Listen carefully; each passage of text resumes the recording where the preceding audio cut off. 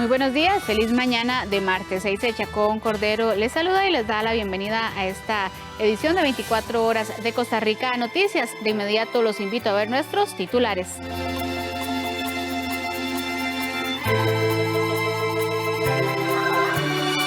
Cocineras de los comedores escolares piden a los diputados que no se recorte el presupuesto al Ministerio de Educación.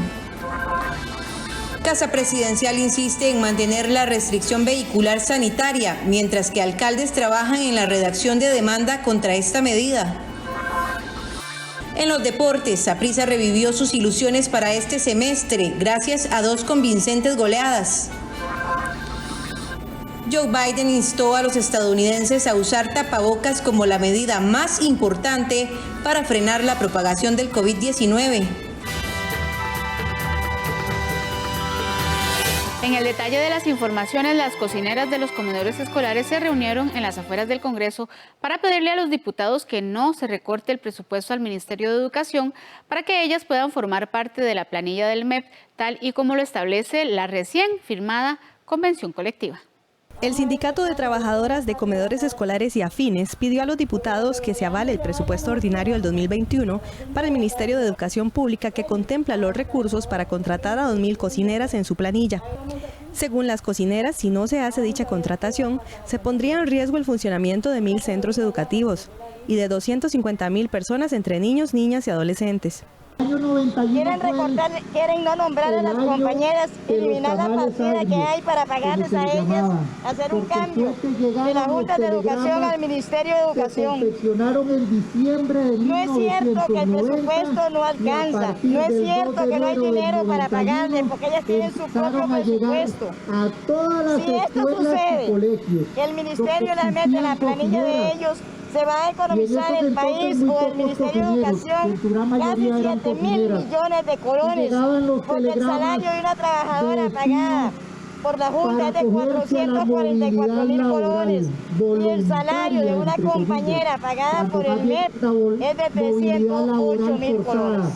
En la fracción del PAC y el Partido Unidad Social Cristiana apoyan la contratación directa, mientras que en Liberación Nacional aseguran que contratarlas por medio de la planilla del Estado agravaría la difícil situación fiscal, aunque descartan que estas funcionarias perderían su empleo. Que se les garantice su seguridad social. Es lo que queremos para todas las y los trabajadores, que pasen de ese mundo de la informalidad al mundo de la formalidad.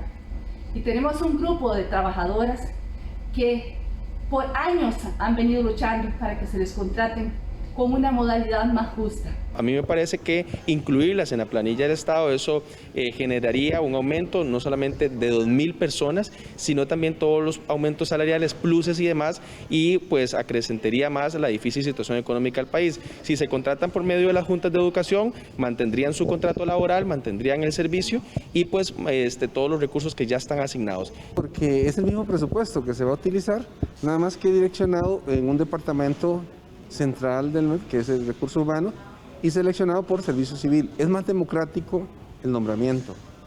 En el otro es un poco más selectivo por parte de la Junta y es por un grupito de personas que a veces ni siquiera tienen la escolaridad para hacer una evaluación de un recurso humano. Se tiene que llegar por medio de una terna y quienes evalúan en la Junta, y no necesariamente los miembros de Junta son profesionales. Mucha gente es muy humilde, que no tiene estudios, no tiene conocimiento de selección de personal. Entonces no necesariamente ellos van a hacer el mejor nombramiento por falta de conocimiento, que es natural por el puesto que ellos tienen. El presupuesto ordinario para el 2021 ya se discute en el plenario legislativo. El mundo aplaude el anuncio de la farmacéutica Pfizer de que su vacuna contra la COVID-19 tiene una eficacia del 90%. Desde que empezó la pandemia en el mundo se han diagnosticado más de 50 millones de casos de COVID-19 y se han registrado más de 1.2 millones de muertes.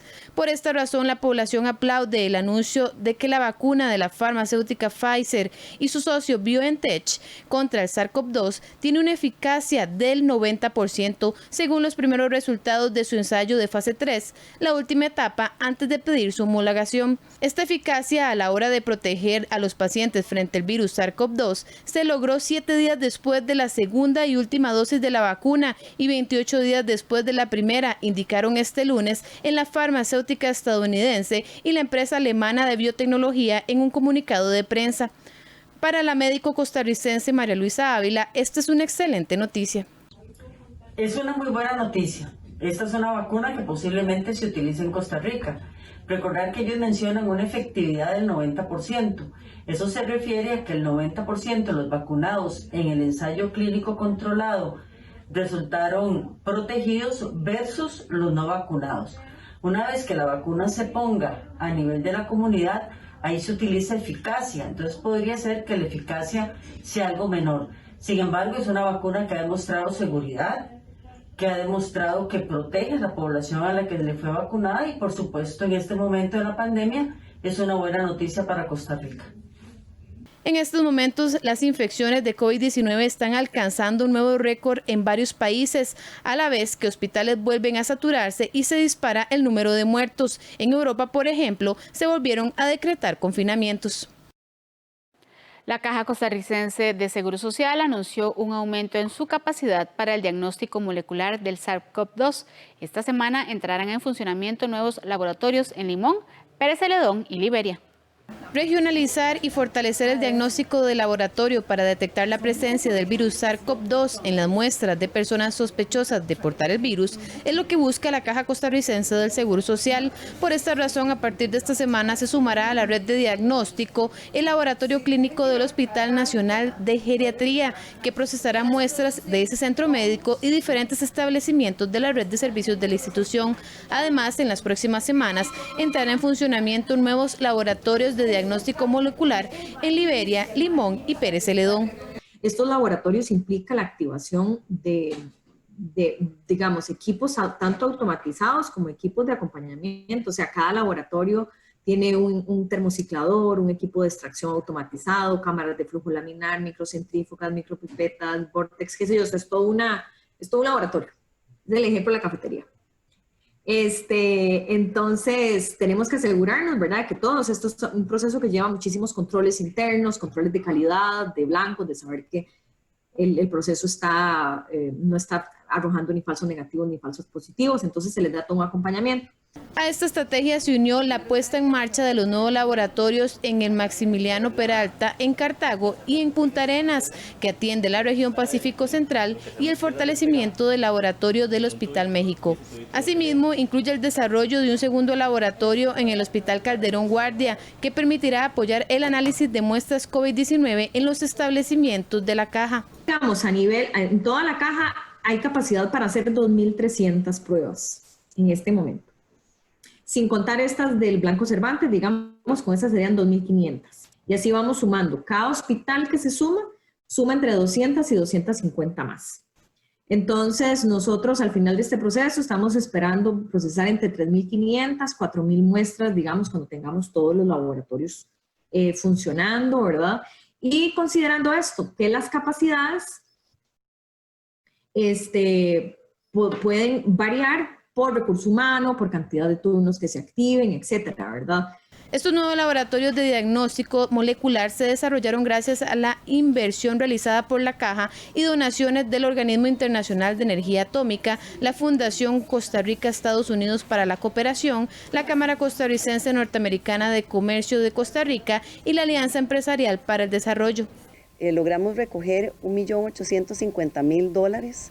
Más de 137 empresas participaron y donaron y más de 300 personas a título personal, y eso nos permitió donarle a la Caja 61.000 kits de prueba de COVID y adicionalmente 30 máquinas que ellos están localizando y así regionalizando las pruebas. Para nosotros ha sido una gran satisfacción como AmCham, como Cruza y como AED, que son los 3 aliados del proyecto, poder impactar positivamente con este tema de testing y permitir entonces que exista este buen balance entre que la gente pueda trabajar, la economía pueda prosperar y al mismo tiempo nos cuidemos. En la Caja aseguran que el objetivo es que el diagnóstico llegue a las personas de una forma más rápida y efectiva. Las obras del conector Barreal-Castela presentan un 56% de avance, según anunció el gobierno. Sin embargo, las obras serán pausadas por segunda vez debido a un nuevo hallazgo arqueológico en este sitio. La nueva conexión que se realiza en la ruta Barreal-Castella presenta un 56% de avance constructivo. Esta obra es parte de los proyectos del Programa de Obras Impostergables OBIS del Fideicomiso Ruta 1 entre San José y San Ramón. De acuerdo con Eduardo Solera, gerente de ingeniería del Fideicomiso Ruta 1, durante este mes el consorcio contratado por el Fideicomiso Ruta 1 iniciará la colocación de la capa asfáltica y con esto se finalizará la construcción de la estructura de pavimento. Así lo detalló María José Alvarado, vocera del Fideicomiso. El conector Barrial Castella a la fecha de hoy presenta alrededor de un 56% de avance. Eso significa que ya estamos entrando en una etapa importantísima que es justamente la pavimentación. Ya hemos avanzado también en una nueva bahía de autobús que en este momento ya está habilitada para las personas usuarias porque estamos trabajando en otro sector que es justamente donde está la antigua bahía de autobús. Las obras serán pausadas por segunda vez debido a un nuevo hallazgo arqueológico. La primera pausa ocurrió el pasado 12 de octubre, cuando el Fideicomiso informó que durante las labores iniciales de movimiento de tierra de esta obra se encontró una zona funeraria precolombina, por lo que se procedió con la recuperación de 4 tumbas, cantos rodados, 2 vasijas de barro y un pendiente de oro. Tuvimos que hacer una nueva pausa porque el Museo Nacional entró nuevamente en el proyecto. Cuando se estaban haciendo los movimientos de tierra en este sector se volvió a encontrar, en este caso, 2 vasijas de cerámica, 2 piezas de cerámica que obligaron a reactivar los protocolos con un nuevo hallazgo arqueológico. Sin embargo, ya esto está en manos del Museo Nacional. Nuevamente podemos continuar las labores en otros de los sectores de este conector. Por ejemplo, ya estamos trabajando en el empalme, que justamente va a ser la conexión entre esta nueva obra con la Ruta 1. Estamos trabajando en otras zonas. La Comisión Arqueológica Nacional dio luz verde al Fideicomiso para continuar las obras en la zona de la antigua bahía de autobuses. Sin embargo, el pasado 29 de octubre, tras la reanudación de los movimientos de tierra, la empresa constructora encontró 2 nuevas piezas de cerámica, por lo que las labores se suspenderán de este sector mientras se realiza una nueva evaluación. La Autoridad Reguladora de los Servicios Públicos estableció una tarifa única para el suministro de energía eléctrica en los centros de recarga ubicados en el plantel. La tarifa fue fijada el pasado 5 de noviembre y comenzará a regir una vez que se publique en el diario oficial La Gaceta. 57,8 colones kilovatios por hora fue la tarifa que determinó la Autoridad Reguladora de los Servicios Públicos para el suministro de energía eléctrica en los centros de recarga ubicados en los planteles para autobuses eléctricos. El monto se incorpora en el pliego tarifario de todas las empresas de distribución eléctrica. La tarifa comenzará a regir una vez que sea publicada en el diario oficial La Gaceta.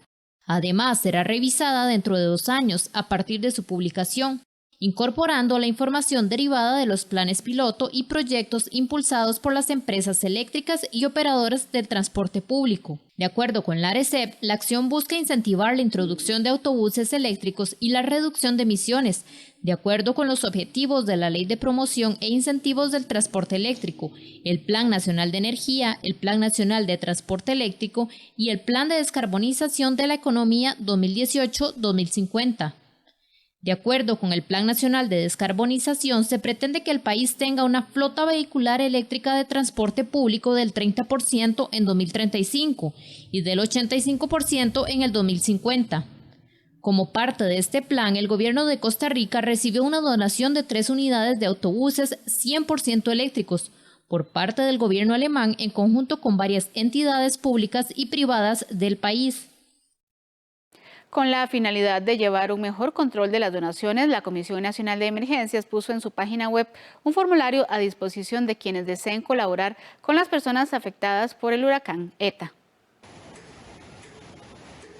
La Comisión Nacional de Emergencias puso a disposición un formulario para las personas y empresas interesadas en donar artículos para los damnificados por el huracán ETA. El presidente ejecutivo de esta entidad dijo que hasta este momento han ayudado a unas 5,000 familias y han reabastecido con los insumos necesarios las bodegas de los comités municipales de emergencia. Sabemos que la población también se ha volcado en solidaridad en las comunidades afectadas y en los albergues también, y eso definitivamente se agradece. Nosotros para efectos de orden y poder rendir cuentas adecuadamente hemos habilitado un formulario en línea también para empresas y organizaciones que quieran hacer donaciones, que por favor ingresen a la página web de la CNE, cne.go.cr, y ahí encontrarán un formulario en el cual pueden registrar su donación y nosotros coordinamos con ellos. Por otra parte, el presidente Carlos Alvarado informó que emitirá un decreto de emergencia para agilizar la atención y recursos para atender la situación que viven los habitantes de las zonas afectadas. Hemos determinado la conveniencia y la necesidad de emitir un decreto de emergencia para atender las principales afectaciones que ha tenido el país en materia de este evento del clima, que fueron los efectos indirectos de ETA.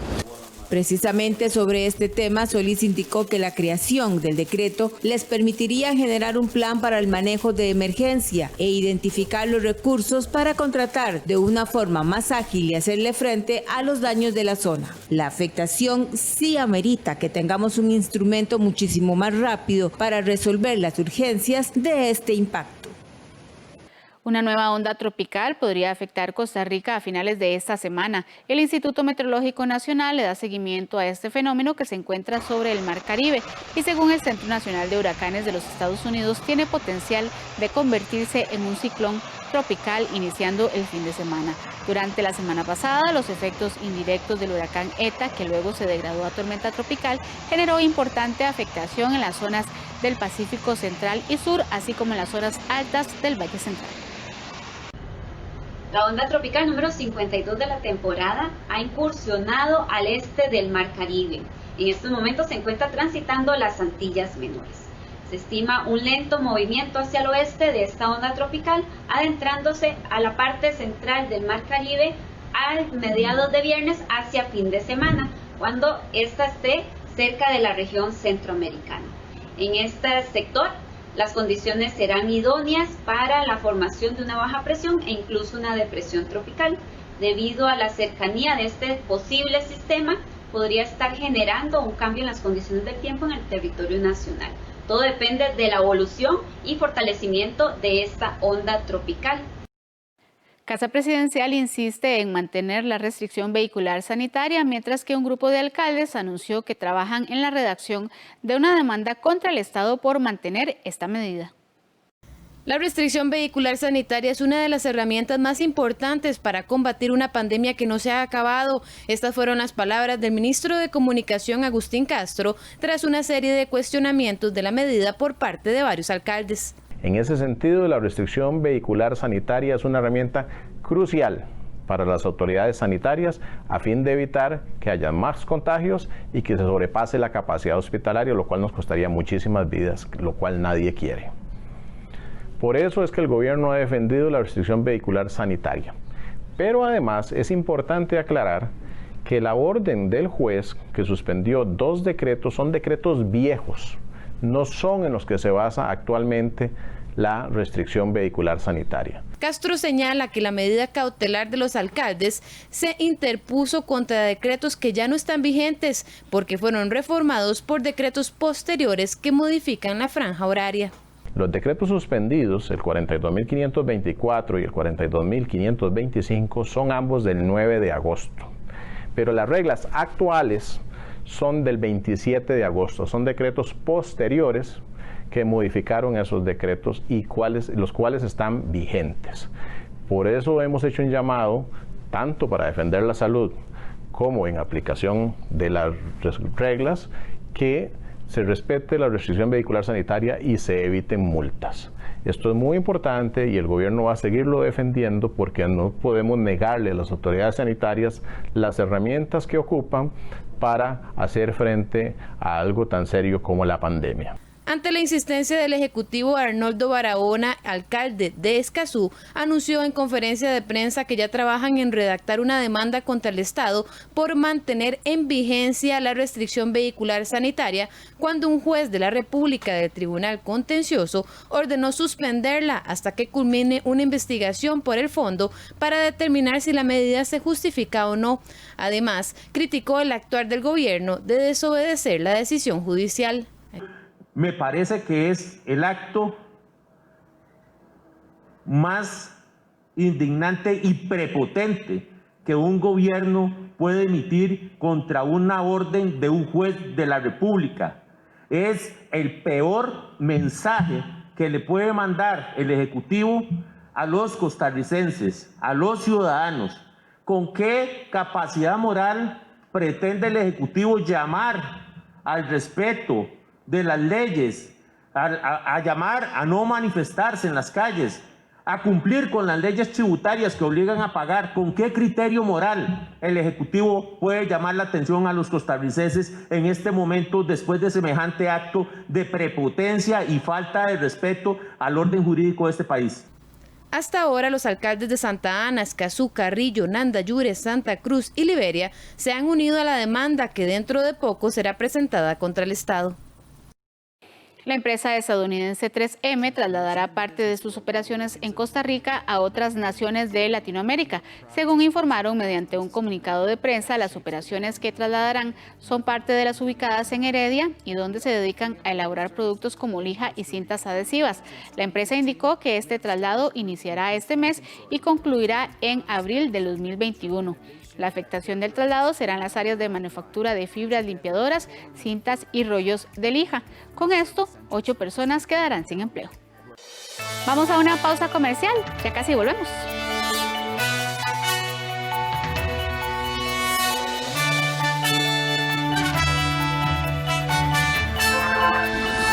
Joe Biden instó a los estadounidenses a usar tapabocas como la medida más importante para frenar la propagación del COVID-19.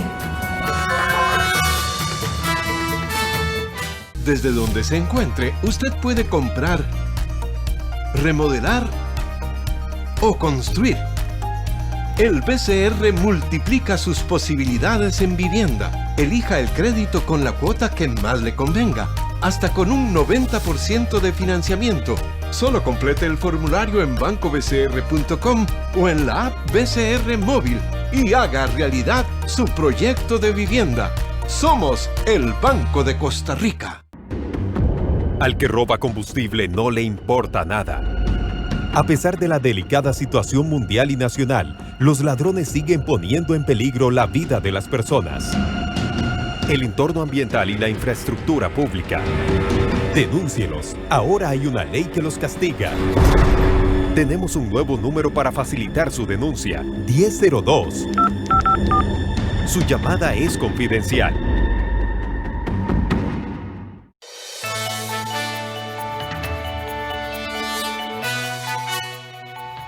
A esta hora hacemos un repaso por las principales informaciones en el ámbito deportivo. Luego de varios meses inconstantes en ofensiva y defensiva que los llenó de dudas, Saprissa revivió sus ilusiones para este semestre gracias a 2 convincentes goleadas. Dicha revitalización morada tiene mucho que ver con el desempeño de Johan Venegas. Saprissa ha tenido un torneo sumamente inconstante. La inestabilidad en sus alineaciones y en su rendimiento le han pasado factura al campeón nacional, que a lo largo de 11 partidos de la Apertura 2020 no se vio como tal. Sin embargo, después de la derrota en el Clásico jugando de local, la cual encendió realmente la preocupación en sus filas, algo cambió. Y en sus últimos 2 partidos llegaron los goles a favor que estaban aquejando y taparon los goles en contra que les estaban sobrando. Tal situación lógicamente no fue invisibilizada por su técnico Walter Centeno.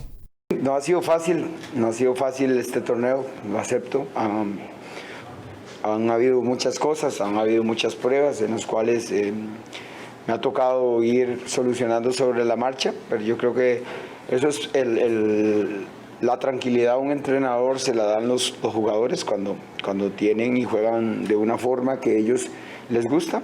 Yo creo que hoy lo hicieron bien. El partido del jueves también lo habían, también lo habían hecho bien. Sin embargo, mucho de este despertar se debe a que Johan Venegas se puso al monstruo en sus espaldas y de los 8 goles que marcó su equipo en las goleadas de 4-1 ante Municipal por la Liga CONCACAF y el 4-0 contra Pérez Celedón por el torneo costarricense, él metió 6 y asistió 1. El delantero, muchas veces utilizado como volante por afuera, se enchufó la semana anterior y fue vital para el repunte morado, equipo que finalmente volvió a zona de clasificación y se vio como un candidato a revalidar el cetro obtenido el semestre anterior. Curiosamente, Venegas está a muy poco de quedar sin contrato y se desconoce si tiene alguna oferta en el exterior o si se encuentra en el proceso de renegociación con Saprissa. Al respecto, luego de la victoria ante los generaleños, Centeno no quiso ahondar y señaló que ese tema es entre la dirigencia y el futbolista. Inmediatamente después, el timonel reenfocó la conversación al plano deportivo y se quiso quedar con las mejorías obtenidas en los dos sectores de la cancha, causales directas de las valiosas victorias obtenidas, las cuales, sin duda, oxigenan al monarca del fútbol nacional. Teníamos 17 puntos en 11 partidos. Es muy poco para Saprissa, es muy poco. Sepan que el cuestionamiento siempre, la crítica a mí me gusta, porque eso me da el parámetro de muchas cosas, ¿verdad? Eso me hace todavía convencer más a los jugadores y en el proceso de ese goles, tanto a favor como en contra, todavía estamos pendientes, ¿verdad? Y mantener el arco en cero. Son estadísticas que al final te pueden ayudar para muchas cosas. Saprissa volverá a jugar hasta el domingo 15 de noviembre ante Guadalupe FC, pues su partido del miércoles ante Herediano fue pospuesto por los casos de COVID-19 en el plantel rojiamarillo.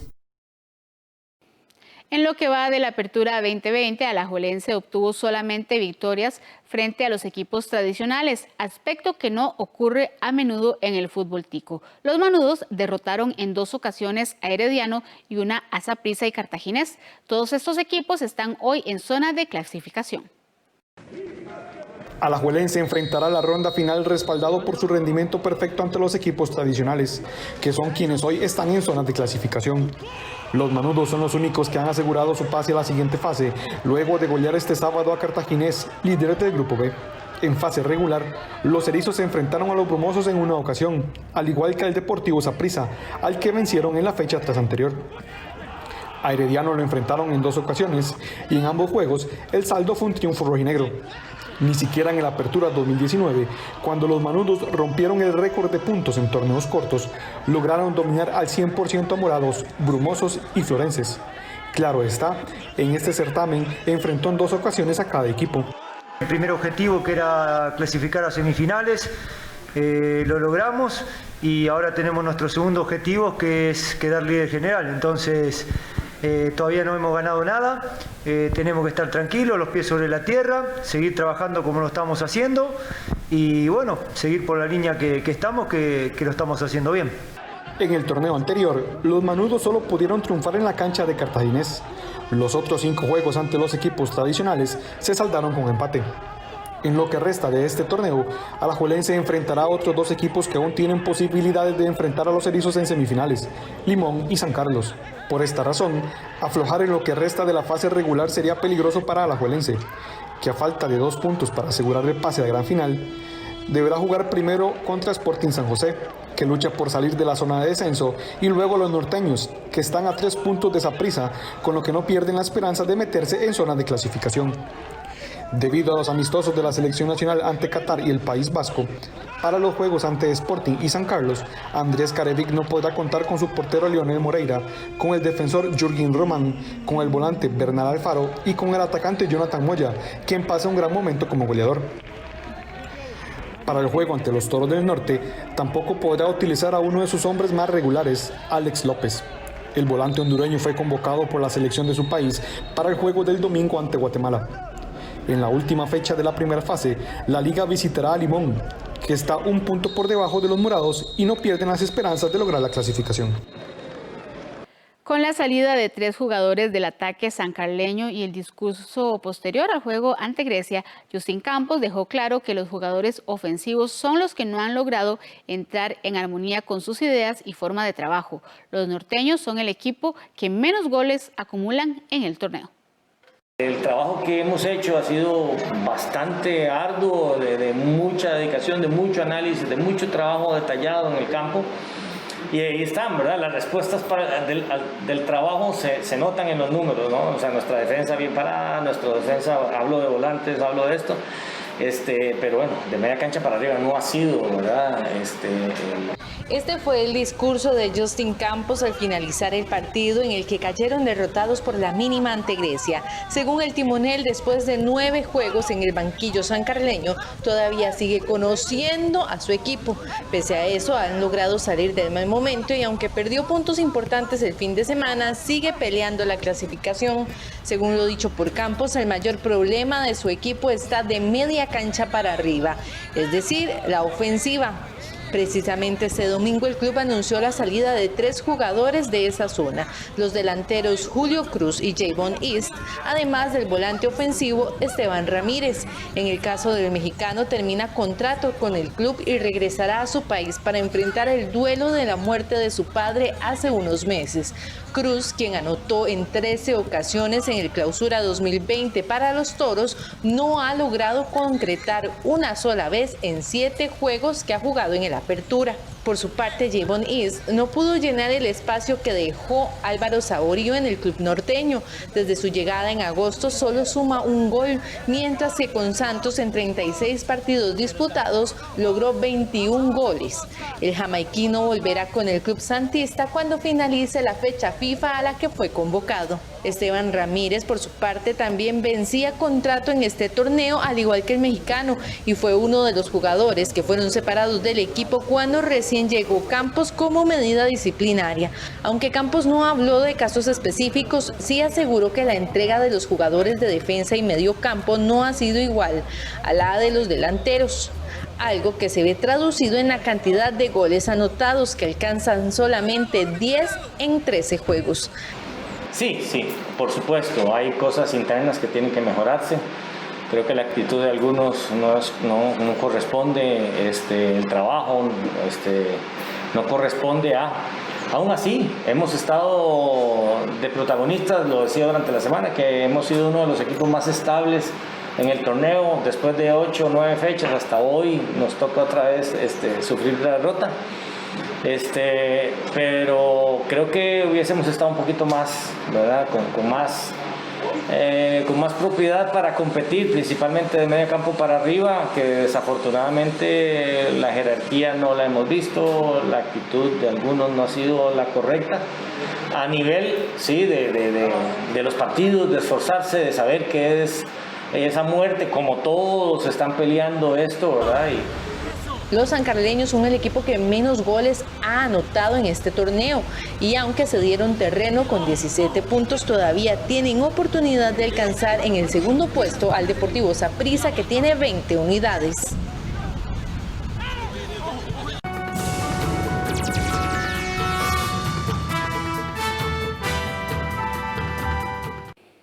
En las informaciones internacionales, el presidente electo de los Estados Unidos, Joe Biden, instó a los estadounidenses a usar tapabocas, insistiendo en que no es un gesto político, sino la medida más importante para frenar la propagación del COVID-19.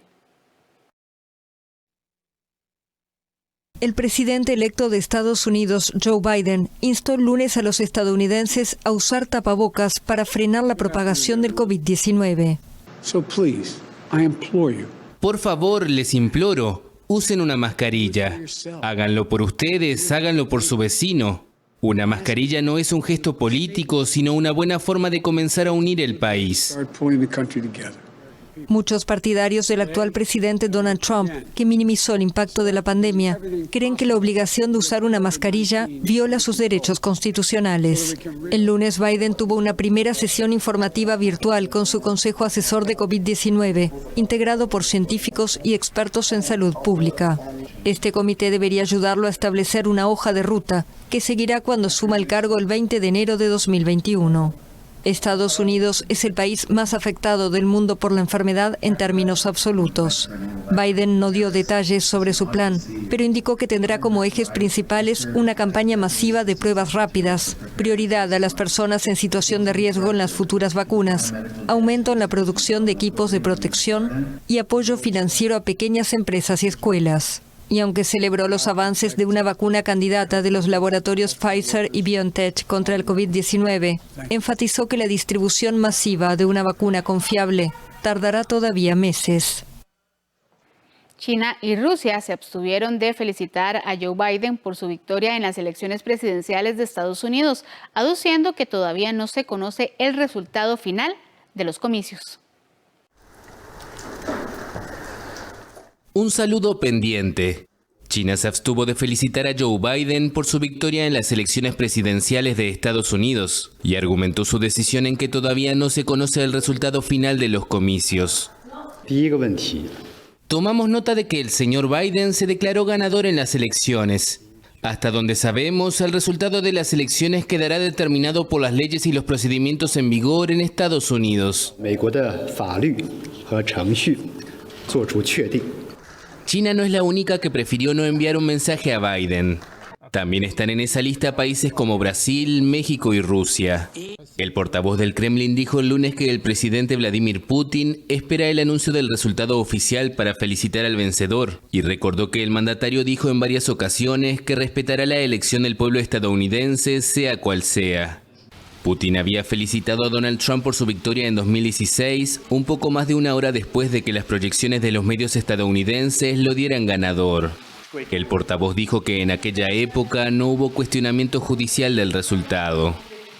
Quien sí felicitó muy calurosamente a Biden es la canciller de Alemania, Angela Merkel, quien afirmó que su país está dispuesto a enfrentar codo a codo con Estados Unidos los problemas mundiales como el cambio climático y la pandemia de coronavirus. Los alemanes y los europeos sabemos que debemos asumir una mayor responsabilidad en esta asociación en el siglo XXI. Estados Unidos es y seguirá siendo nuestro aliado más importante, pero espera, y con razón, que hagamos mayores esfuerzos para garantizar la seguridad y defender nuestras convicciones en el mundo. Merkel, primera mujer en tomar las riendas de Alemania, también celebró que la vicepresidencia sea ocupada por Kamala Harris y dijo que es un ejemplo de las posibilidades de Estados Unidos. En el Hospital Central de la ciudad argentina de Mendoza se respira cierto alivio por el reciente descenso en los casos de COVID-19, pero sus responsables no se confían e intentan prepararse ante una eventual segunda ola, como ocurre actualmente en Europa. En Argentina los casos de COVID-19 han empezado a bajar y en este hospital de la ciudad de Mendoza se respira cierto alivio. Llevamos muchos meses de trabajo arduo, agotador, desde marzo a abril, y estamos recién como teniendo la sensación de que el pico está disminuyendo un poco, pero todavía con las terapias intensivas ocupadas a pleno. La provincia de Mendoza, en los Andes, al lado de Chile, tiene 1.800.000 habitantes. Pasó de unos 300 casos en julio a más de 47.000 al 31 de octubre. Acá llegamos a tener la capacidad del 100%, ocupadas durante varias semanas. La verdad que esas fueron jornadas muy extenuantes porque eran jornadas activas todo el tiempo y por ahí depende el rol que uno está desempeñando. Cuando terminas el trabajo acá, te vas a la casa, seguís pendiente del teléfono. Ivana, enfermera de la Guardia Respiratoria, fue una de las contagiadas. Ella resultó asintomática, pero vivió de cerca el miedo de muchos colegas que debieron ser internados. He tenido compañeras cuando se han contagiado que han estado internados también, con mucho miedo porque escucharlos con que pueden, qué sé yo, morirse y que su familia queda sola. La provincia registra unas 900 muertes por COVID-19. Ahora estabilizada en un promedio de 500 nuevos casos diarios. Esta semana pasó a una fase con menos restricciones sanitarias. Pero en el hospital no se confían e intentan recuperar fuerzas para una eventual segunda ola de la enfermedad. A los vecinos de la apacible y turística localidad panameña de Bambito, a orillas del volcán Barú, tan solo les dio tiempo de salir en estampida de sus casas cuando fueron sorprendidos por la repentina crecida del río. Los vecinos de Bambito apenas tuvieron tiempo de salir corriendo de sus casas cuando fueron sorprendidos por la repentina crecida del río. Esta tranquila localidad turística de Panamá, ubicada a orillas del volcán Barú, fue una de las más castigadas por el paso del ciclón ETA. El desborde del río Bambito dejó sus casas y autos semienterrados, cosechas arrasadas y un paisaje desolador. Tuve tiempo de salir yo, no pude sacar nada, nada más con lo que cargaba puesto. Solamente con la ropa que cargaba puesta y tuve que salir pues porque no me quedaba otra cosa. ¿Qué le puedo decir? Usted se imagina, ¿no? Los esfuerzos de una vida, de trabajar para tener sus cosas, se perdió todo, pues. Y gracias a Dios hay salud, hay vida, toda la familia está bien, pero las pérdidas no es fácil. La región está rodeada de arroyos y montañas, lo que la convirtió en una zona turística plagada de cabañas y casas de estilo suizo. Pero estos días el cantar de los pájaros y el sonido de los manantiales ha sido sustituido por el ruido de las excavadoras, que trabajan contrarreloj para buscar posibles víctimas sepultadas bajo tierra. La mamá y su papá me dieron la esperanza de que yo se los encontrara vivos o muertos. No se pudo. No se pudo. En Panamá, el ciclón ETA dejó cerca de 20 fallecidos, unos 60 desaparecidos y más de 3.300 afectados. Pero las autoridades temen que el número de víctimas sea mayor, porque todavía no pudieron llegar a algunos lugares de difícil acceso. El gobierno declaró el estado de emergencia y aprobó $100 millones para atender la tragedia.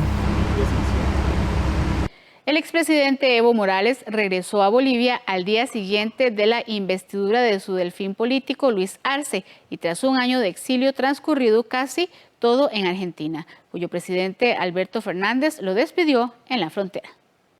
Este hito histórico. De vuelta en Bolivia, tras un año de exilio. El expresidente Evo Morales volvió a su país el lunes, al día siguiente de la investidura de su delfín político Luis Arce. Lo hizo cruzando a pie el puente que une la localidad argentina de La Quiaca con la boliviana de Villazón. El presidente argentino Alberto Fernández lo acompañó hasta la frontera. Desde Villazón, el líder indígena encabezará una caravana que recorrerá 1.100 kilómetros hasta el miércoles, cuando prevé llegar a la zona cocalera de Cochabamba, donde forjó su carrera política. Morales renunció a la presidencia el 10 de noviembre de 2019, tras perder el apoyo de las Fuerzas Armadas. Al día siguiente viajó a México y semanas después, en diciembre, se refugió en Argentina. Vamos a una pausa comercial, ya casi volvemos.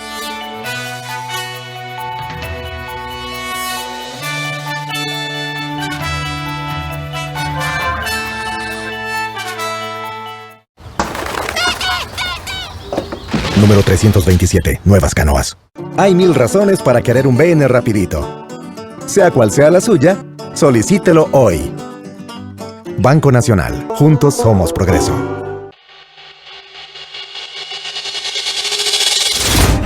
Cubrimos la pandemia junto a usted. Ana Marta Arce desde los Chiles San Carlos. Le traemos las noticias desde el lugar en donde ocurre. Les informó Rita Valverde desde el Hospital de San Carlos. Le informamos los datos COVID y sus proyecciones. En tiempos del COVID, estamos junto a usted. Y después del COVID, seguiremos aquí con más información y contexto. Trabajamos para usted. Somos la televisión pública de Costa Rica.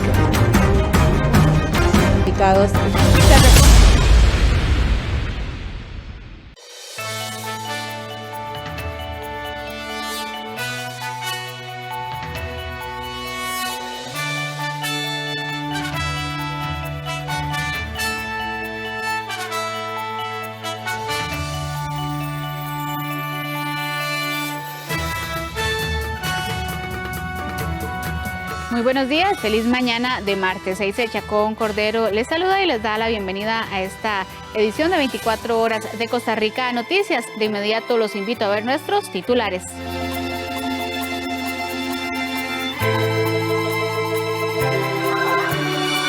Cocineras de los comedores escolares piden a los diputados que no se recorte el presupuesto al Ministerio de Educación. Casa Presidencial insiste en mantener la restricción vehicular sanitaria, mientras que alcaldes trabajan en la redacción de demanda contra esta medida. En los deportes, Saprissa revivió sus ilusiones para este semestre gracias a 2 convincentes goleadas.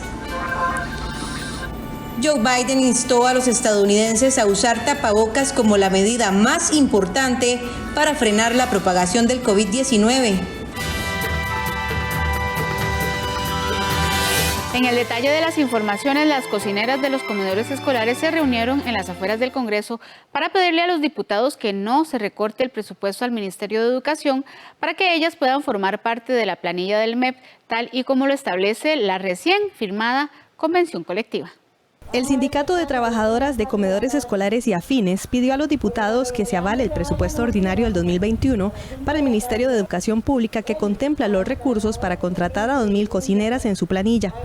Según las cocineras, si no se hace dicha contratación, se pondría en riesgo el funcionamiento de 1.000 centros educativos y de 250.000 personas entre niños, niñas y adolescentes.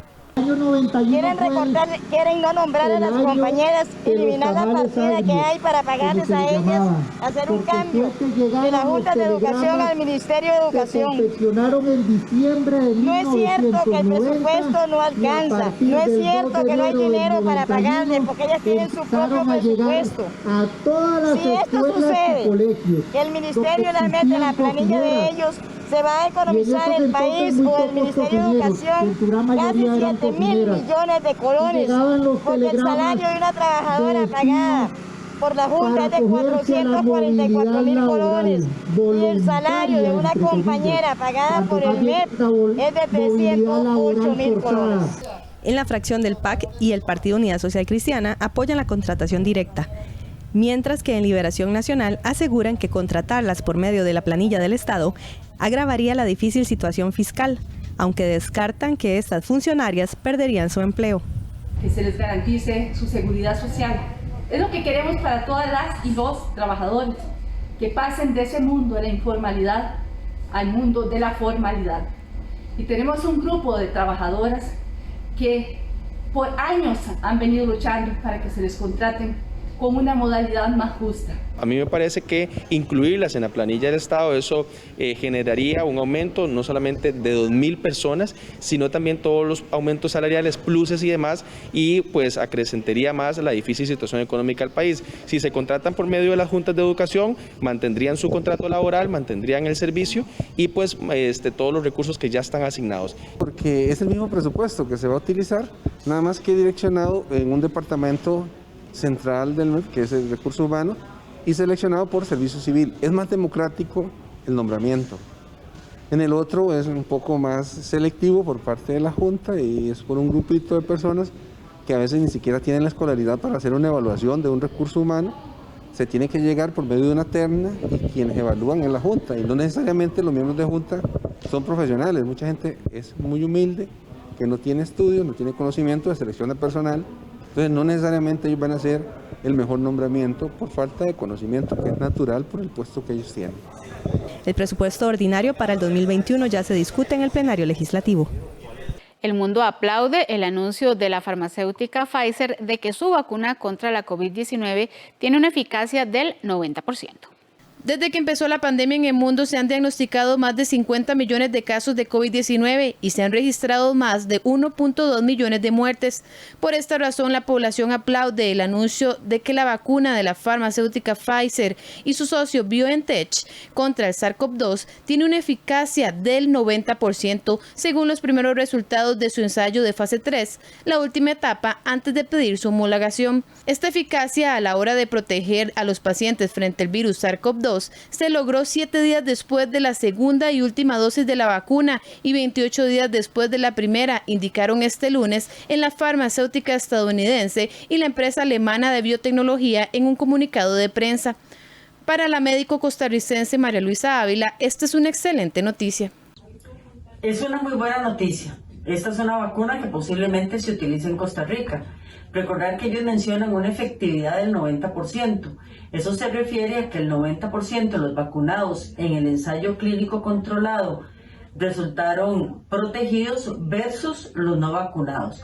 Una vez que la vacuna se ponga a nivel de la comunidad, ahí se utiliza eficacia. Entonces podría ser que la eficacia sea algo menor. Sin embargo, es una vacuna que ha demostrado seguridad, que ha demostrado que protege a la población a la que le fue vacunada y por supuesto en este momento de la pandemia es una buena noticia para Costa Rica.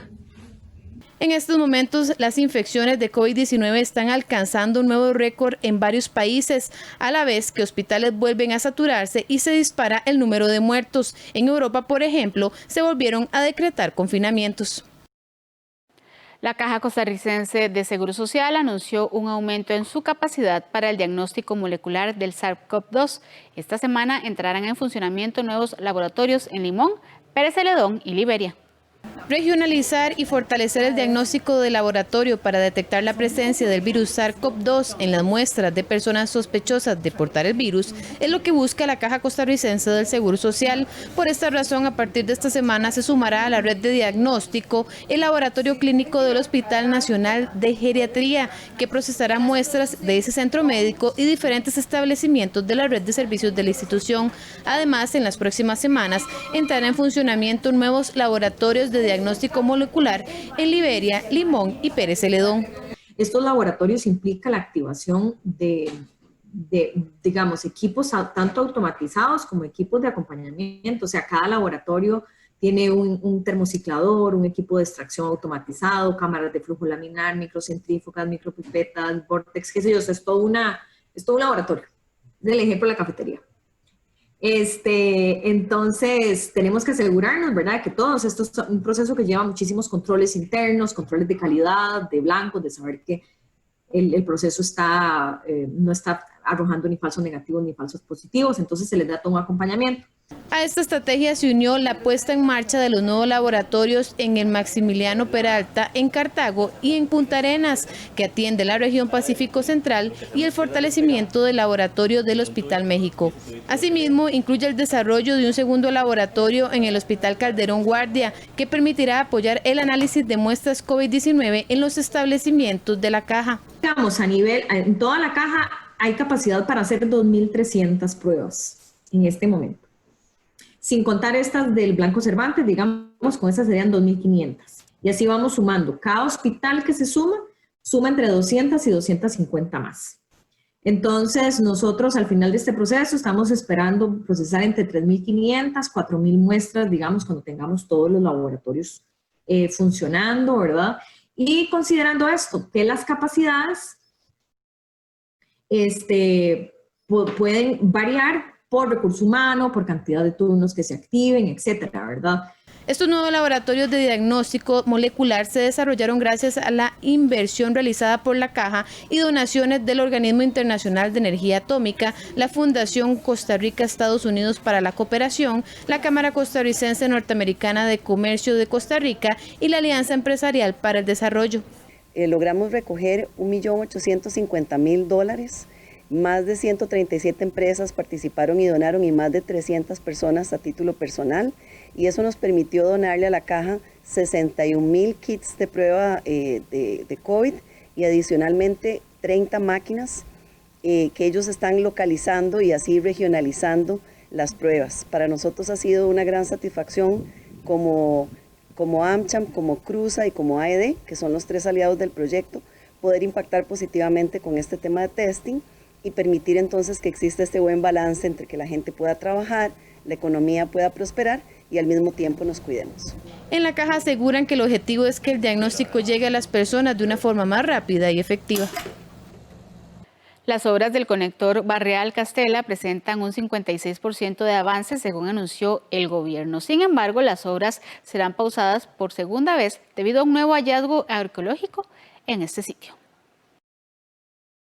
La nueva conexión que se realiza en la ruta Barreal-Castella presenta un 56% de avance constructivo.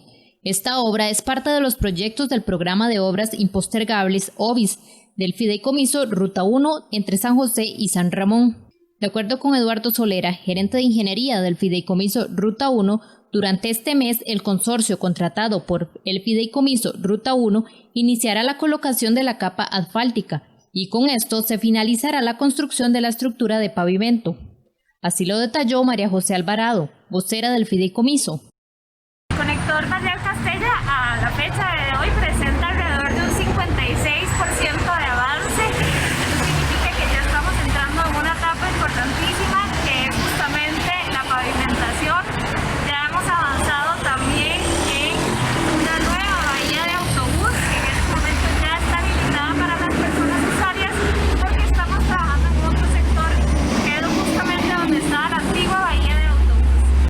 Las obras serán pausadas por segunda vez debido a un nuevo hallazgo arqueológico. La primera pausa ocurrió el pasado 12 de octubre, cuando el fideicomiso informó que durante las labores iniciales de movimiento de tierra de esta obra se encontró una zona funeraria precolombina, por lo que se procedió con la recuperación de 4 tumbas, cantos rodados, 2 vasijas de barro y un pendiente de oro. Tuvimos que hacer una nueva pausa porque el Museo Nacional entró nuevamente en el proyecto. Cuando se estaban haciendo los movimientos de tierra en este sector se volvió a encontrar, en este caso, 2 vasijas de cerámica, 2 piezas de cerámica que obligaron a reactivar los protocolos con un nuevo hallazgo arqueológico. Sin embargo, ya esto está en manos del Museo Nacional. Nuevamente podemos continuar las labores en otros de los sectores de este conector. Por ejemplo, ya estamos trabajando en el empalme, que justamente va a ser la conexión entre esta nueva obra con la Ruta 1. Estamos trabajando en otras zonas. La Comisión Arqueológica Nacional dio luz verde al fideicomiso para continuar las obras en la zona de la antigua bahía de autobuses. Sin embargo, el pasado 29 de octubre, tras la reanudación de los movimientos de tierra, la empresa constructora encontró 2 nuevas piezas de cerámica, por lo que las labores se suspenderán de este sector mientras se realiza una nueva evaluación. La Autoridad Reguladora de los Servicios Públicos estableció una tarifa única para el suministro de energía eléctrica en los centros de recarga ubicados en el plantel. La tarifa fue fijada el pasado 5 de noviembre y comenzará a regir una vez que se publique en el diario oficial La Gaceta. 57,8 colones kilovatios por hora fue la tarifa que determinó la Autoridad Reguladora de los Servicios Públicos para el suministro de energía eléctrica en los centros de recarga ubicados en los planteles para autobuses eléctricos. El monto se incorpora en el pliego tarifario de todas las empresas de distribución eléctrica. La tarifa comenzará a regir una vez que sea publicada en el diario oficial La Gaceta. Además, será revisada dentro de 2 años a partir de su publicación, incorporando la información derivada de los planes piloto y proyectos impulsados por las empresas eléctricas y operadoras del transporte público. De acuerdo con la ARECEP, la acción busca incentivar la introducción de autobuses eléctricos y la reducción de emisiones, de acuerdo con los objetivos de la Ley de Promoción e Incentivos del Transporte Eléctrico, el Plan Nacional de Energía, el Plan Nacional de Transporte Eléctrico y el Plan de Descarbonización de la Economía 2018-2050. De acuerdo con el Plan Nacional de Descarbonización, se pretende que el país tenga una flota vehicular eléctrica de transporte público del 30% en 2035 y del 85% en el 2050. Como parte de este plan, el gobierno de Costa Rica recibió una donación de 3 unidades de autobuses 100% eléctricos por parte del gobierno alemán en conjunto con varias entidades públicas y privadas del país. Con la finalidad de llevar un mejor control de las donaciones, la Comisión Nacional de Emergencias puso en su página web un formulario a disposición de quienes deseen colaborar con las personas afectadas por el huracán ETA. La Comisión Nacional de Emergencias puso a disposición un formulario para las personas y empresas interesadas en donar artículos para los damnificados por el huracán ETA. El presidente ejecutivo de esta entidad dijo que hasta este momento han ayudado a unas 5,000 familias y han reabastecido con los insumos necesarios las bodegas de los comités municipales de emergencia. Sabemos que la población también se ha volcado en solidaridad en las comunidades afectadas y en los albergues también, y eso definitivamente se agradece. Nosotros para efectos de orden y poder rendir cuentas adecuadamente hemos habilitado un formulario en línea también para empresas y organizaciones que quieran hacer donaciones, que por favor ingresen a la página web de la CNE, cne.go.cr, y ahí encontrarán un formulario en el cual pueden registrar su donación y nosotros coordinamos con ellos. Por otra parte, el presidente Carlos Alvarado informó que emitirá un decreto de emergencia para agilizar la atención y recursos para atender la situación que viven los habitantes de las zonas afectadas. Hemos determinado la conveniencia y la necesidad de emitir un decreto de emergencia para atender las principales afectaciones que ha tenido el país en materia de este evento del clima, que fueron los efectos indirectos de ETA. Precisamente sobre este tema, Solís indicó que la creación del decreto les permitiría generar un plan para el manejo de emergencia e identificar los recursos para contratar de una forma más ágil y hacerle frente a los daños de la zona. La afectación sí amerita que tengamos un instrumento muchísimo más rápido para resolver las urgencias de este impacto. Una nueva onda tropical podría afectar Costa Rica a finales de esta semana. El Instituto Meteorológico Nacional le da seguimiento a este fenómeno que se encuentra sobre el Mar Caribe y según el Centro Nacional de Huracanes de los Estados Unidos tiene potencial de convertirse en un ciclón tropical iniciando el fin de semana. Durante la semana pasada, los efectos indirectos del huracán ETA, que luego se degradó a tormenta tropical, generó importante afectación en las zonas del Pacífico Central y Sur, así como en las zonas altas del Valle Central. La onda tropical número 52 de la temporada ha incursionado al este del Mar Caribe. En estos momentos se encuentra transitando las Antillas Menores. Se estima un lento movimiento hacia el oeste de esta onda tropical, adentrándose a la parte central del Mar Caribe a mediados de viernes hacia fin de semana, cuando ésta esté cerca de la región centroamericana. En este sector, las condiciones serán idóneas para la formación de una baja presión e incluso una depresión tropical. Debido a la cercanía de este posible sistema, podría estar generando un cambio en las condiciones del tiempo en el territorio nacional. Todo depende de la evolución y fortalecimiento de esta onda tropical. Casa Presidencial insiste en mantener la restricción vehicular sanitaria, mientras que un grupo de alcaldes anunció que trabajan en la redacción de una demanda contra el Estado por mantener esta medida. La restricción vehicular sanitaria es una de las herramientas más importantes para combatir una pandemia que no se ha acabado. Estas fueron las palabras del ministro de Comunicación, Agustín Castro, tras una serie de cuestionamientos de la medida por parte de varios alcaldes. En ese sentido, la restricción vehicular sanitaria es una herramienta crucial para las autoridades sanitarias a fin de evitar que haya más contagios y que se sobrepase la capacidad hospitalaria, lo cual nos costaría muchísimas vidas, lo cual nadie quiere. Por eso es que el gobierno ha defendido la restricción vehicular sanitaria. Pero además es importante aclarar que la orden del juez que suspendió 2 decretos son decretos viejos, no son en los que se basa actualmente la restricción vehicular sanitaria. Castro señala que la medida cautelar de los alcaldes se interpuso contra decretos que ya no están vigentes porque fueron reformados por decretos posteriores que modifican la franja horaria. Los decretos suspendidos, el 42.524 y el 42.525, son ambos del 9 de agosto.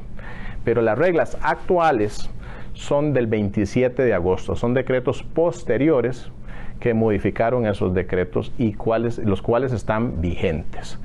Por eso hemos hecho un llamado, tanto para defender la salud como en aplicación de las reglas, que se respete la restricción vehicular sanitaria y se eviten multas. Esto es muy importante y el gobierno va a seguirlo defendiendo porque no podemos negarle a las autoridades sanitarias las herramientas que ocupan para hacer frente a algo tan serio como la pandemia. Ante la insistencia del Ejecutivo, Arnoldo Barahona, alcalde de Escazú, anunció en conferencia de prensa que ya trabajan en redactar una demanda contra el Estado por mantener en vigencia la restricción vehicular sanitaria cuando un juez de la República del Tribunal Contencioso ordenó suspenderla hasta que culmine una investigación por el fondo para determinar si la medida se justifica o no.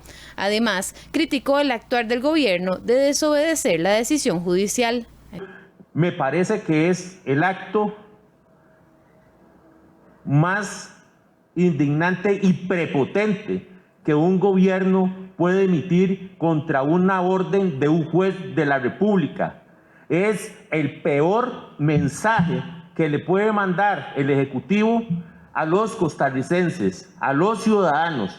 ¿Con qué capacidad moral pretende el Ejecutivo llamar al respeto de las leyes, a llamar a no manifestarse en las calles, a cumplir con las leyes tributarias que obligan a pagar? ¿Con qué criterio moral el Ejecutivo puede llamar la atención a los costarricenses en este momento después de semejante acto de prepotencia y falta de respeto al orden jurídico de este país? Hasta ahora, los alcaldes de Santa Ana, Escazú, Carrillo, Nandayure, Santa Cruz y Liberia se han unido a la demanda que dentro de poco será presentada contra el Estado. La empresa estadounidense 3M trasladará parte de sus operaciones en Costa Rica a otras naciones de Latinoamérica. Según informaron mediante un comunicado de prensa, las operaciones que trasladarán son parte de las ubicadas en Heredia y donde se dedican a elaborar productos como lija y cintas adhesivas. La empresa indicó que este traslado iniciará este mes y concluirá en abril del 2021. La afectación del traslado será en las áreas de manufactura de fibras limpiadoras, cintas y rollos de lija. Con esto, 8 personas quedarán sin empleo. Vamos a una pausa comercial, ya casi volvemos.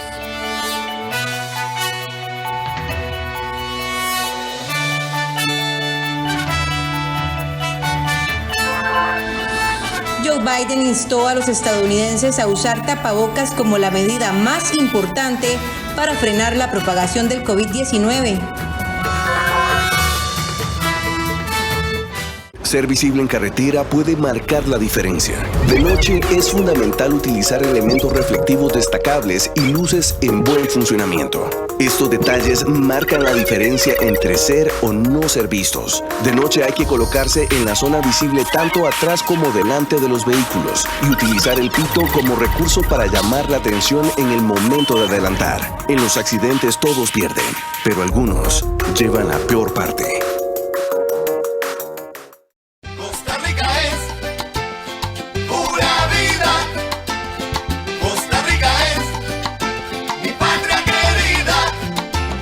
Este martes no se puede perder Café Nacional. Tenemos muchos temas para usted. Si usted es una de las personas que le redujeron su jornada laboral, un experto le ayudará a calcular su aguinaldo.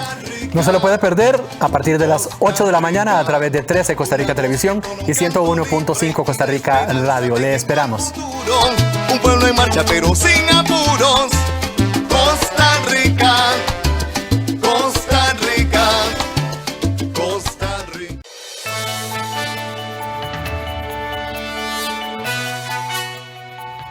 A esta hora hacemos un repaso por las principales informaciones en el ámbito deportivo. Luego de varios meses inconstantes en ofensiva y defensiva que los llenó de dudas, Saprissa revivió sus ilusiones para este semestre gracias a 2 convincentes goleadas. Dicha revitalización morada tiene mucho que ver con el desempeño de Johan Venegas. Saprissa ha tenido un torneo sumamente inconstante. La inestabilidad en sus alineaciones y en su rendimiento le han pasado factura al campeón nacional, que a lo largo de 11 partidos de la Apertura 2020 no se vio como tal. Sin embargo, después de la derrota en el Clásico jugando de local, la cual encendió realmente la preocupación en sus filas, algo cambió. Y en sus últimos 2 partidos llegaron los goles a favor que estaban aquejando y taparon los goles en contra que les estaban sobrando. Tal situación lógicamente no fue invisibilizada por su técnico Walter Centeno. No ha sido fácil este torneo, lo acepto. Han habido muchas cosas, han habido muchas pruebas en las cuales me ha tocado ir solucionando sobre la marcha, pero yo creo que eso es la tranquilidad a un entrenador se la dan los jugadores cuando tienen y juegan de una forma que a ellos les gusta. Yo creo que hoy lo hicieron bien. El partido del jueves también también lo habían hecho bien. Sin embargo, mucho de este despertar se debe a que Johan Venegas se puso al monstruo en sus espaldas y de los 8 goles que marcó su equipo en las goleadas de 4-1 ante Municipal por la Liga CONCACAF y el 4-0 contra Pérez Celedón por el torneo costarricense, él metió 6 y asistió 1. El delantero, muchas veces utilizado como volante por afuera, se enchufó la semana anterior y fue vital para el repunte morado, equipo que finalmente volvió a zona de clasificación y se vio como un candidato a revalidar el cetro obtenido el semestre anterior. Curiosamente, Venegas estaba muy poco de quedar sin contrato y se desconoce si tiene alguna oferta en el exterior o si se encuentra en el proceso de renegociación con Saprissa. Al respecto, luego de la victoria ante los generaleños, Centeno no quiso ahondar y señaló que ese tema es entre la dirigencia y el futbolista. Inmediatamente después, el timonel reenfocó la conversación al plano deportivo y se quiso quedar con las mejorías obtenidas en los 2 sectores de la cancha, causales directas de las valiosas victorias obtenidas, las cuales, sin duda, oxigenan al monarca del fútbol nacional. Teníamos 17 puntos en 11 partidos. Es muy poco para Saprissa, es muy poco. Sepan que el cuestionamiento siempre, la crítica a mí me gusta, porque eso me da el parámetro de muchas cosas, ¿verdad? Eso me hace todavía convencer más a los jugadores, y en el proceso de goles, tanto a favor como en contra, todavía estamos pendientes, ¿verdad? Y mantener el arco en cero son estadísticas que al final te pueden ayudar para muchas cosas. Saprissa volverá a jugar hasta el domingo 15 de noviembre ante Guadalupe FC, pues su partido del miércoles ante Herediano fue pospuesto por los casos de COVID-19 en el plantel rojiamarillo. En lo que va de la apertura 2020, Alajuelense obtuvo solamente victorias frente a los equipos tradicionales, aspecto que no ocurre a menudo en el fútbol tico. Los manudos derrotaron en 2 ocasiones a Herediano y una a Saprissa y Cartaginés. Todos estos equipos están hoy en zona de clasificación. Alajuelense enfrentará la ronda final respaldado por su rendimiento perfecto ante los equipos tradicionales, que son quienes hoy están en zonas de clasificación. Los manudos son los únicos que han asegurado su pase a la siguiente fase, luego de golear este sábado a Cartaginés, líder del Grupo B. En fase regular, los erizos se enfrentaron a los brumosos en una ocasión, al igual que al Deportivo Saprissa, al que vencieron en la fecha tras anterior. A Herediano lo enfrentaron en 2 ocasiones, y en ambos juegos el saldo fue un triunfo rojinegro. Ni siquiera en la apertura 2019, cuando los manudos rompieron el récord de puntos en torneos cortos, lograron dominar al 100% a morados, brumosos y florenses. Claro está, en este certamen enfrentó en 2 ocasiones a cada equipo. El primer objetivo, que era clasificar a semifinales, lo logramos, y ahora tenemos nuestro segundo objetivo, que es quedar líder general. Entonces todavía no hemos ganado nada, tenemos que estar tranquilos, los pies sobre la tierra, seguir trabajando como lo estamos haciendo y bueno, seguir por la línea que estamos, que lo estamos haciendo bien. En el torneo anterior, los manudos solo pudieron triunfar en la cancha de Cartaginés. Los otros 5 juegos ante los equipos tradicionales se saldaron con empate. En lo que resta de este torneo, Alajuelense enfrentará a otros 2 equipos que aún tienen posibilidades de enfrentar a los erizos en semifinales, Limón y San Carlos. Por esta razón, aflojar en lo que resta de la fase regular sería peligroso para Alajuelense, que a falta de 2 puntos para asegurar el pase a gran final, deberá jugar primero contra Sporting San José, que lucha por salir de la zona de descenso, y luego los norteños, que están a 3 puntos de Saprissa, con lo que no pierden la esperanza de meterse en zona de clasificación. Debido a los amistosos de la selección nacional ante Qatar y el País Vasco, para los juegos ante Sporting y San Carlos, Andrés Carevic no podrá contar con su portero Leonel Moreira, con el defensor Jürgen Román, con el volante Bernal Alfaro y con el atacante Jonathan Moya, quien pasa un gran momento como goleador. Para el juego ante los Toros del Norte, tampoco podrá utilizar a uno de sus hombres más regulares, Alex López. El volante hondureño fue convocado por la selección de su país para el juego del domingo ante Guatemala. En la última fecha de la primera fase, la liga visitará a Limón, que está 1 punto por debajo de los morados y no pierden las esperanzas de lograr la clasificación.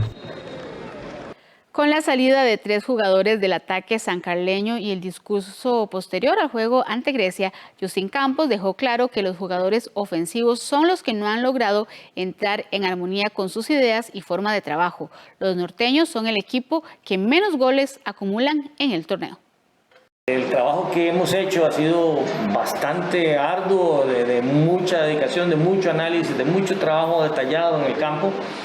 Y ahí están, ¿verdad? Las respuestas del trabajo se notan en los números, ¿no? O sea, nuestra defensa bien parada, nuestra defensa, hablo de volantes, hablo de esto. Pero bueno, de media cancha para arriba no ha sido, ¿verdad?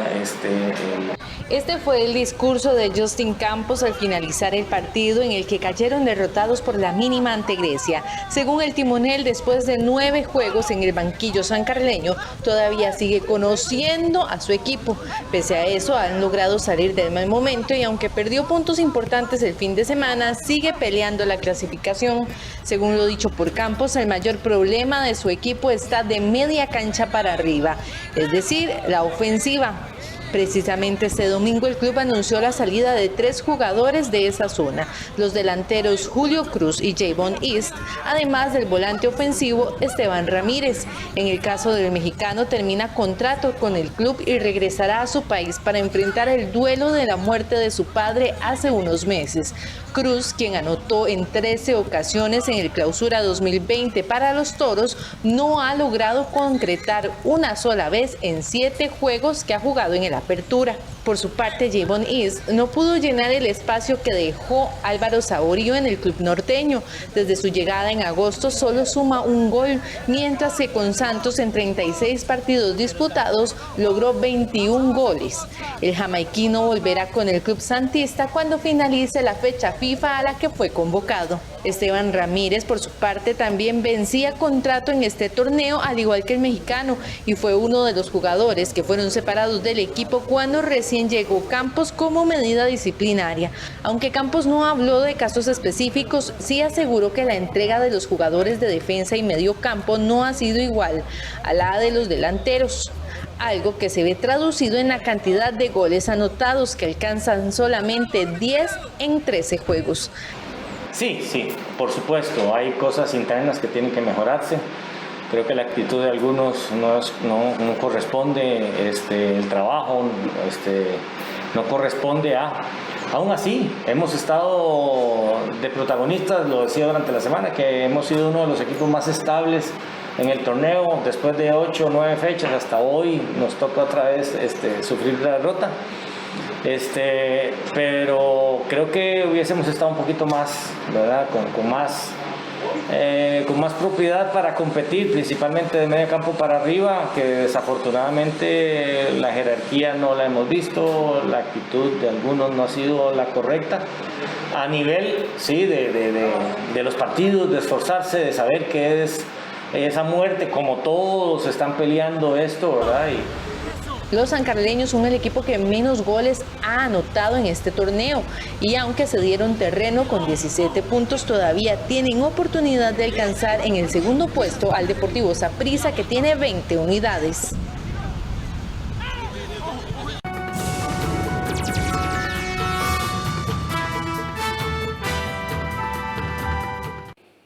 En las informaciones internacionales, el presidente electo de los Estados Unidos, Joe Biden, instó a los estadounidenses a usar tapabocas, insistiendo en que no es un gesto político, sino la medida más importante para frenar la propagación del COVID-19.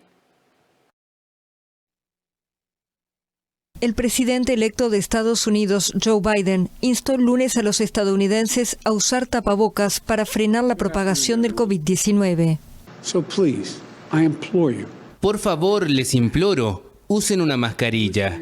Háganlo por ustedes, háganlo por su vecino.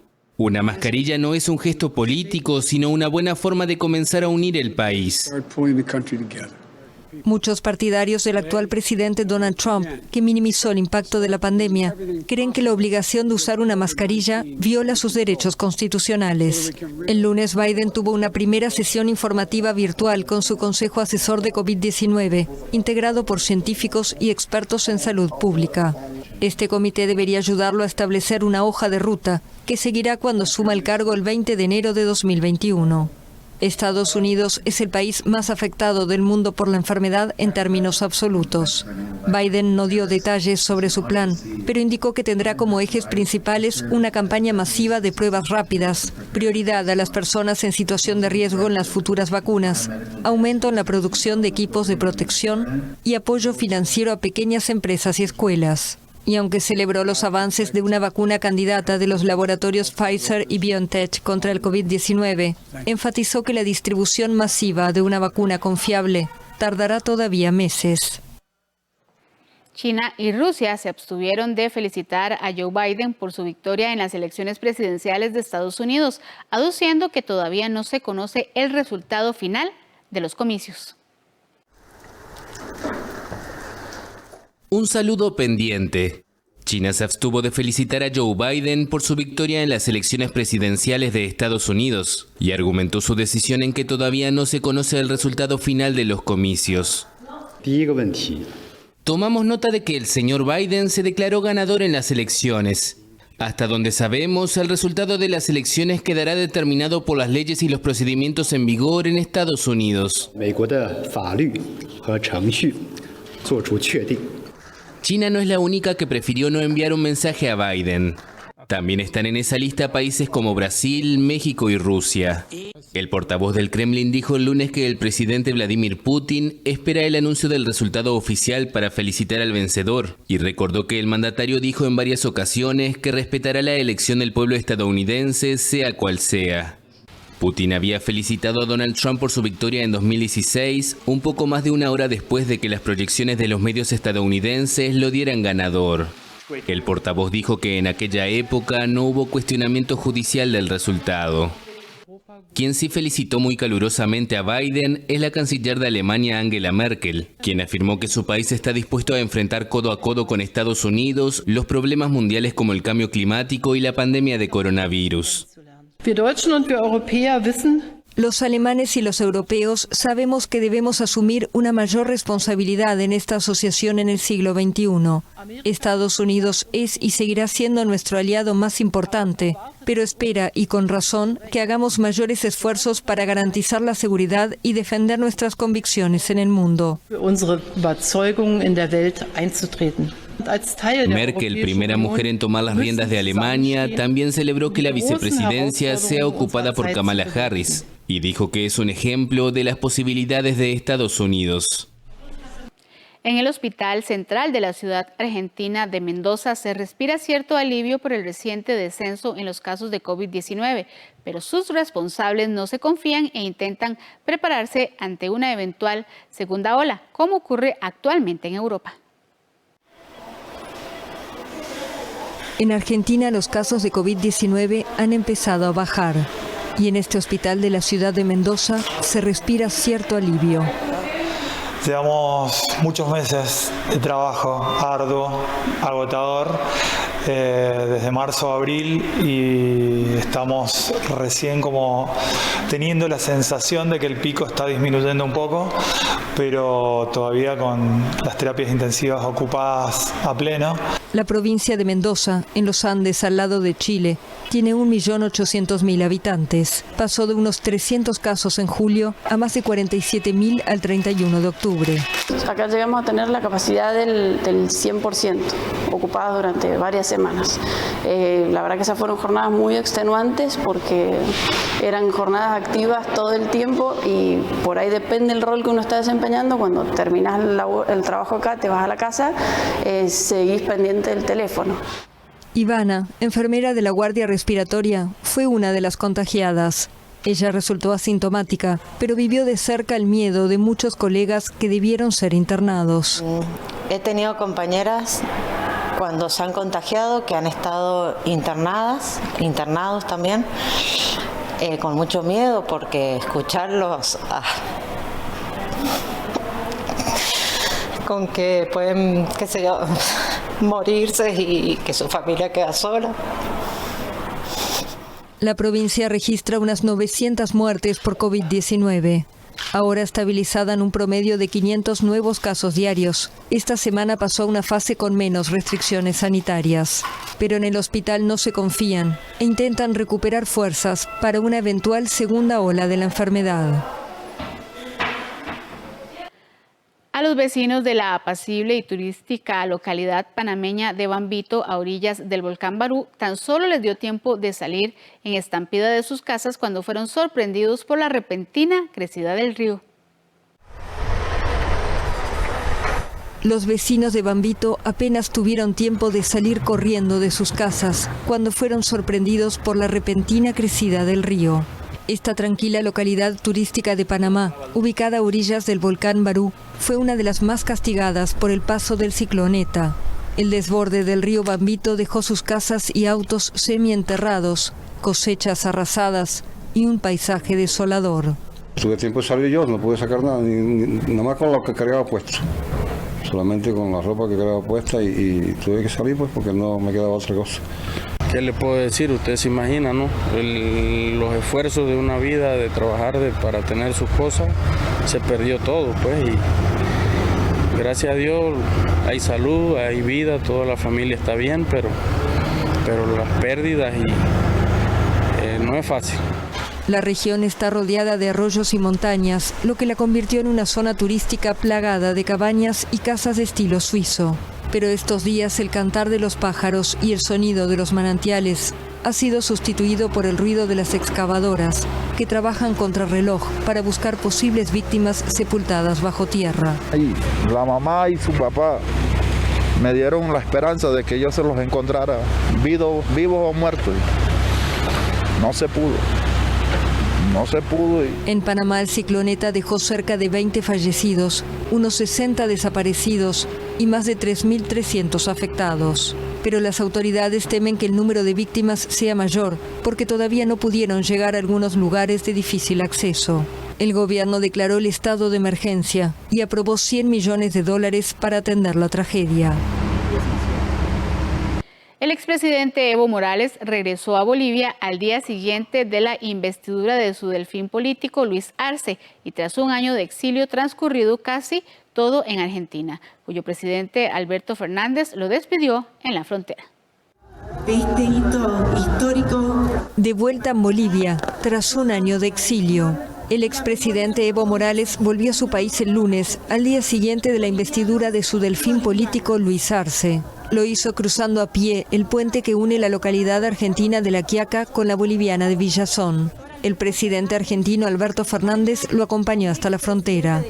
Desde Villazón, el líder indígena encabezará una caravana que recorrerá 1.100 kilómetros hasta el miércoles, cuando prevé llegar a la zona cocalera de Cochabamba, donde forjó su carrera política. Morales renunció a la presidencia el 10 de noviembre de 2019, tras perder el apoyo de las Fuerzas Armadas. Al día siguiente viajó a México y semanas después, en diciembre, se refugió en Argentina. Hasta aquí esta edición de 24 horas de Costa Rica Noticias. Gracias por su compañía. Lo invitamos para que continúe con la programación de 13 Costa Rica Televisión y que tengan un excelente día.